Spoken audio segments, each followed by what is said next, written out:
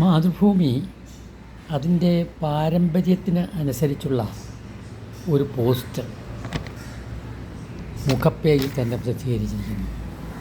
Heading തന്നെ ജയിച്ച് നമ്മൾ, ജനാധിപത്യ ഇന്ത്യക്ക് ഒരു സാമൂഹിക പാഠം എന്നാണ്.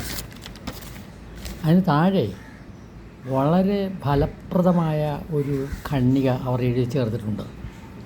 എല്ലാ ആവശ്യങ്ങളും അംഗീകരിക്കപ്പെടുന്നു. ഒരു സമരം ഏറ്റവും അന്തസ്സോടെ അവസാനിക്കുന്നു. ഇതുവരെ എഴുതിയ ഏത് പരീക്ഷകളും വലിയൊരു പരീക്ഷയിൽ വിജയിച്ച യുവത. ഈ നാടിൻ്റെ നായകർ ആരാകുന്നു? ഇന്ത്യയുടെ ചരിത്രം ഇനി ഈ സാമൂഹിക പാഠവും കൂടി ചേർന്നതാണ്. സത്യസന്ധതയും മൗലികതയും മാനിക്കപ്പെടേണ്ട മനുഷ്യഗുണങ്ങളാണ്, അജണ്ടകളല്ല. ആശയങ്ങളാണ് ഈ സമരത്തിൻ്റെ മൂലധനം. പ്രഖ്യാപിത രാഷ്ട്രീയ പാർട്ടികളോ സംഘടനകളോ അല്ല.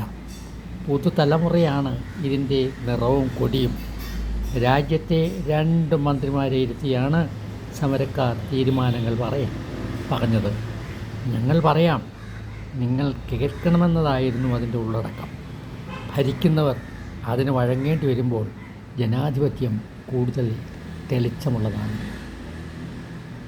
തികച്ചും ഫലപ്രദമായ